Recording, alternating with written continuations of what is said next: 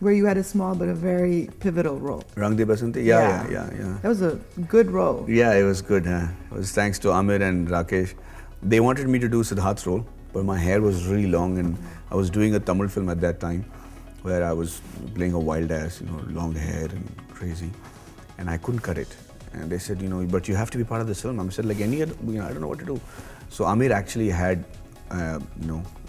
Rakesh and all get me really good. So here's a secret. In Rang De Basanti, I'm wearing a wig. Oh, really? My whole hair has been like, Because you've got a lot of hair. Yeah. So it was almost this, but it was all gelled up and, put into a little, flattened over my forehead, and then there was a wig that was pulled down to make me look like a pilot. But it was a very exciting role, it was very, very, I have so many stories to say about all these. But well, tell us. Like, for example, Rang De Basanti, the entire film, I'm only there for about 9 minutes.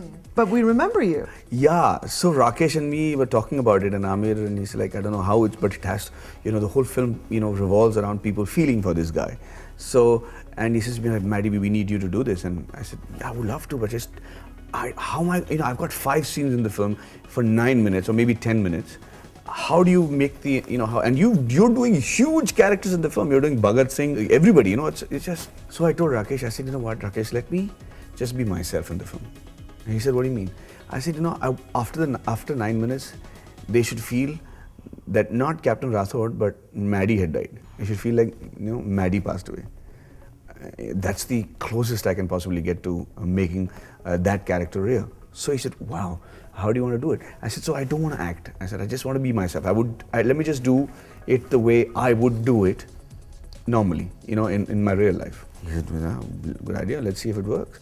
So in Rang De Basanti, there's hardly any acting. It was just how I would do it normally, how I would really behave in my real life. So that's probably the closest character to you? Yeah, well, in terms of natural behavior, in terms of my, the way I articulate and the way I use, gesticulate and everything, possibly, yeah. And what was it like working with the ever so perfectionist Aamir Khan? Oh, it's, for anybody who loves their job, it is people like Rajkumar Hirani and Aamir Khan and Mani Ratnam who make your day, I feel like a kid in a candy shop when I have to get up in the morning to go to the shoot. I mean, there is very clear for my wife, because she will tell me right away, this film is a super hit by just my attitude in the morning when I have to go to the shoot. She knows it, she just feels it, and she says, this film, let's charge some more money now, because this is a big, it is, and they're so committed to their project, they're so on time. You'll never find somebody giving you a lame excuse in 100 days of shooting where somebody was late for some reason. It's just like, you're so enthusiastic about it that you cover all your bases, you want to be there on time, you want to do the rehearsals, you don't want to let anybody down. And Rajkumar Hirani's set is spectacular. Nobody yells, nobody even screams. This is probably the loudest that anybody speaks on the set. It works like a nuclear reactor, you know what I mean? You can feel the undercurrent, you can feel the rumbling, but there'll be no external yelling and loud noises, but brilliant. Interesting. Yeah, I feel jealous, at the same time privileged, and I feel sometimes bad that other people are not able to experience this particular thing. I've worked with, like you said, from Mani Ratnam to Rajkumar to Amit Ji to Mr. Bachchan and Aamir Khan and everybody. But yeah, and without doubt, all of their humility is actually the reason for their success. They have different personas when they have to be out in public and all that, but deep underneath, they're all so very nervous about what's going to happen next in their careers and what's in store for them. They're still nervous, and they have a kid-like energy, which is brilliant. And they're still hungry for that more. Oh my God! The more successful they get, the more older they get, the longer they've been in industry, the more hungry they are. It's amazing. It's just, I think these guys are divine people. They're not normal people. Amazing. It's the only industry in the world that allows you to be a professional till the day you die. Right. It's just phenomenal. Another favorite film of mine is Tanu, Weds, Manu, a very cute film. Yeah. Tell me your experience during that film. Any anecdotes? Well, lots of it, but so this is a film that everybody said don't do, because I'd just come out of 3 Idiots, and that had become the biggest grosser of all times, and they said, come on, you should do this hero kind of a role.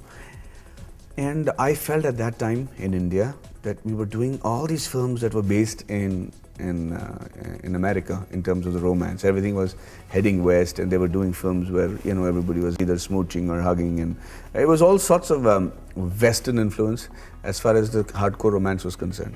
And I was telling my manager Shobha, I was like, I want to do something with a desi khushbu here. I want to do something with a mitha the mitti ki khushbu, where it's not like romance doesn't happen in India. I want to see. Yeah. I want to see that. I want to see how we fell in love when we were in school. I want, it's. And she said, yeah, nobody writes those kind of stories anymore. And I met Anand Rai, and he narrated a story to me. I'm like, oh my God, this is exactly what I wanted to do. And Anand's film before that was not a successful one, and nobody would touch us because they were saying, what the hell, Maddie, you should be doing a film with XYZ. What are you doing with a newcomer, a second-time director whose first film was a disaster and stuff. But I knew right then that Anand Rai had the soul of a great director. I knew it. I hugged him, and we had fights, and we had arguments, and we had, you name it, but all for the sake of the film. And he and I kind of gelled so well together. I knew it from the beginning. And then when the film came about, and Anand Rai had already paid another actor a great amount of money to be the main lead, a female lead. And I was telling him, I said, you know what, she's a brilliant actress, but she's not going to fit this role. It's not her. And he said, who do you want me to get? I said, it's only Kangana. And I was supposed to. So you suggested Kangana? Yes. And he said, what do you mean, yaar? I can't get through to her. I said, listen, I'm doing a film with her. I was supposed to do it at that time. Let me call her. And she was leaving for the US. And I said, hey, Kangana, I just wanted to hear the story. So she said, Maddie, you have a good sense of story. If you're saying something, I'll hear it, but I don't know my dates and all. I said, no problem, just hear it. So on the way to the airport, she stopped by and she heard the story, and she called me and she said, wow, it's an amazing film. So I said, great, so let them, sort it out for you. And it all got sorted out, and Kangana and I went onto the set, and we had a great time shooting the film. And it was all, the kind of Hindi that you really speak in Indore and Lucknow and Kanpur and Nagpur, and it's like, I don't know if when you see the film, in the beginning itself, we'd set the entire, the palette for you, it's like Vivid Bharati, and you've got, the names and, naked children running around, and then to form a story, and it really happens like that, it's not like, hey, how are you doing? You're looking very hot. Let's go for a date. It doesn't happen like that anymore in those kind of places. So I really enjoyed it. And I agree with you what you're saying, that, going back in time like that was a refreshing change from going towards the West. One of the reasons I think it worked. One of the reasons that it worked because, in fact, the challenges was that everybody said, we can't take this film to distribute it because there's no Sheila Ki Jawani, no Munni Badnaam Hui, no six packs, no smooching scenes. What the hell? There's nothing to market in the film. And Anand was distraught. I remember him like sitting there and saying, I don't know what to do. I said, you know what? We've come all this way but we're believing exactly the kind of film we want to make, and this is exactly the kind of film we want to make. And I remember taking the film when it was done to Rajkumar Hirani and saying, sir, I'd like you to have this film. And Raju is an amazing, dear friend. At the same time, he's got a heart of gold. So he left everything, came down to see the film, and he said, Maddie, I was worried when you were not signing up the kind of films that everybody wanted, but this is perfect. This is exactly you. This is going to work big time. So we said, yeah. And then we had, Viacom 18 come in, and they came in like a storm, picked up the film, released it, and next thing you know, it's historic. And I hear rumors that there may be a sequel to the film. I hear rumors too. Is that true? Well, I hope it is, because the film wasn't meant to be a sequel sort of a film, right? It's we just made a film and it did well, so economically it makes sense to do a sequel, but it's going to be a challenge, and I'm very keen to see what Anand has in mind. So what other films or what else are you working on professionally right now? I've always done one film at a time, so this boxing film is the one that I'm going to do for the next 1 year. I think it'll take me, because we're doing it both in Hindi and in Tamil. So I'm really excited about that. And that's about it. On a lighter side, yeah, your friends call you Maddie, right? So what is Maddie like? What does he like to do? Just the day-to-day things. Oh, I think he's a very confused soul. I know I like the outdoors. I like to spend time with nature. My objective in the day is to learn something new, to make that day count. Something new that I would complete my day. And I love animals. I'm a vegetarian, and I keep telling myself I love to party and I'm like a wild animal, But I think that is something that I'd like to see myself as, but I'm not really. You can live vicariously through some of your films. Absolutely, yeah, through some of my films. Yeah. And tell me a little bit about your wife. I know you were dating her for a long time. Yes. You're married with a beautiful son. Right. Tell us a little bit about your son. Well, Sarita was a student of mine. I was teaching before I became an actor. Uh-oh. Yeah. So we didn't date when she was a student. Okay. I mean, she finished the course, and then she said, "Can I take you out for dinner?" Because I really managed to achieve what I wanted to before this. She asked you out? Yeah, she did. Oh wow! Yeah, so she then we went. She took me out to dinner and fed me a nice dinner, and she's been feeding me ever since. And yeah, we have a son now. He's also crazy about animals like I am. So he's just turned 8, and I missed his birthday because I was here. I feel really bad, but yeah, I think he's a right mix of both me and my wife. So tell me, how did parenthood change you, becoming a father? Primarily, the first thing that happened to me was the amount of love and respect I had for my parents just quadrupled. I didn't know if that was possible, but it did. I understand. I mean, this whole idea of what my mother would have gone through to just bring us up in a place like Bihar and 2 kids and no epidural at that time. Yes. So, it's just amazing what the Indian parents of that generation went through to just make sure that their children had a great life. So I think, and I had that very overwhelming feeling when I saw my son Vedant for the first time. So I remember just going and hugging my parents and, I didn't know what to say. I was just so moved. That was the first thing that I remember about parenthood. And then I realized that, if there's anything close to God in a person's life, in my life at least, it's got to be my parents, because they were amazing support for everything that I have done. And if I need a kidney or God forbid a heart, that I know there's one couple who would say, yeah, take it right away. There's no question asked. So I just hope that my son feels the same about me when he grows up. And I think that would be my biggest achievement as a parent. Oh, sweet. And Vedant is such a nice name. What does it mean? The one who lives and lives by the Vedas and then protects it. Very nice. Yeah. It's been so great talking to you, and I'd like to take a little tour. But before that, you said and you bragged you're a good golfer, right? Yeah. So what's your handicap? What do you mean, in real life or in golf? In golf. Good one. I played a 7 or 8 on a good day.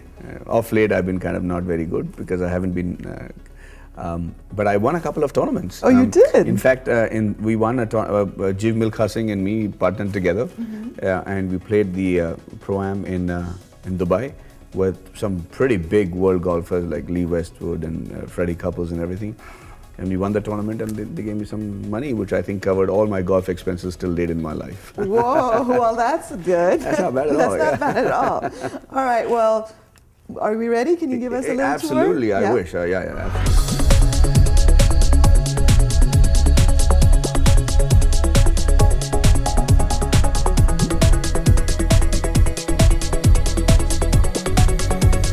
So this is one of the most spectacular views I've ever seen. Don't you agree? I absolutely do. It's phenomenal. And the sun rises from there and sets right there. So it has spectacular sunsets and sunrises. I can just imagine. Yeah. So I've been living in this house for almost 40 days now. And I've seldom been spooked. That's huge. Staying in this house and the whole fog engulfs this place. It's brilliant. It looks like it, and that's Century City over there. That's right. So what are some of your hot spots that you go to since you've been living here for so long? You know what? So I'm as lost here as anybody would be in a different city, but my hotspot is right down there, Sunset Boulevard. That's not too shabby. Sunset Boulevard it's a is great right place. there.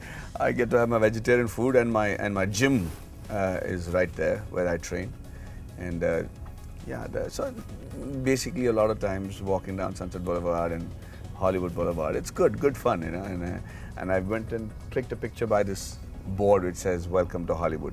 And I hope that really meant it, That's so cute. So out of all the cuisines you eat, what's your favorite cuisine aside from Indian? Okay, as a vegetarian. Veggie grill. That's veggie grill. Yeah, I don't eat too much Indian anyway. So veggie grill has this amazing vegetarian food that is disguised as non-veg food, but it's they have what is called the buffalo chicken, which is brilliantly tasty, but it's made of tofu. Really? Yeah, really tasty. You should try it sometime. I'm going to. Yeah. That sounds great. Yeah, they're gonna Well, the business is going to do well now that I've said it on TV. I know. You should be an ambassador, being paid an endorsement here. Yeah, but really good food, yeah. And it's right below my gym. So I burn all the calories and then put on some more. Well, you look great. Thank you.